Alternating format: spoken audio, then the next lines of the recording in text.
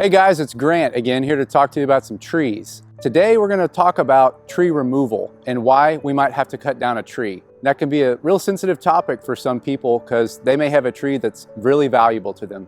So let's go and look at a couple of reasons why we might have to remove a tree. Alrighty, so I'm standing here in front of this gorgeous pecan tree, and you can see right here above me, there's a big hole in the tree. That is an area of decay. Decay is sort of the enemy of older trees. Decay is actually something that's going down into the heartwood of the tree and causing a structural problem in the tree. A tree structure is not engineered, and so it can be difficult to understand whether or not a tree is strong anymore. And so at times, an issue like this might be something that would warrant removing the tree. Let me take you up a little closer into the tree and show you what that looks like. Okay, now that we're up here, you can see this rounded off area of the tree. This is the living tissue of the tree. We call that the cambium.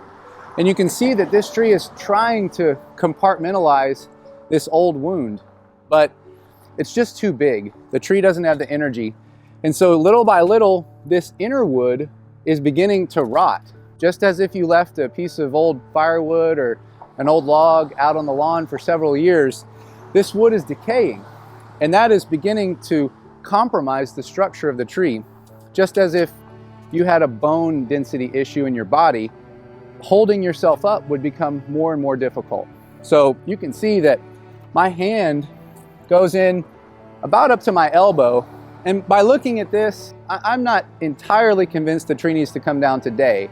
But that would be something that the arborist and the property owner would need to determine together. Okay guys, here's an obvious candidate for removal. If you have a dead tree that's on your property, I recommend you get it removed as soon as possible. The longer a tree sits dead, the more brittle it becomes, the more dangerous it becomes, and the more expensive it becomes to remove, because the tree care company might have to take a special piece of equipment to remove the tree. So looking at a tree like this, all the leaves turning brown, all the leaves falling off, or even you can see on the bottom of this tree, there's a little bit of the bark that's starting to slough off the trunk. Those would all be signs that the tree is dead. One thing you as a property owner should consider when thinking about taking down a dangerous tree is what's around the tree.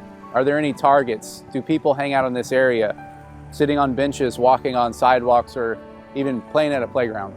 Another reason why we might need to remove some trees would be if the trees themselves are causing a problem for the built environment. One example of that would be here behind me, you can see that there's no grass growing. And that's because this area was overplanted. There's too many trees. We're getting mud flowing off into the streets. It's causing the area to look ugly. This community wanted a green space, and this just looks really brown. So sometimes people will actually remove trees for a reason like that. Now, we're going to walk over to another area where we've completed a selective removal project to help beautify the space. So as you can see behind me, this area where we performed a selective removal project is much greener. There's more grass and there's a lot more sunlight just to make the area look much more inviting. Thank you guys so much for watching our tree tip videos again this month. And please come back and join us next month. If you have any questions about trees, please call the Urban Foresters.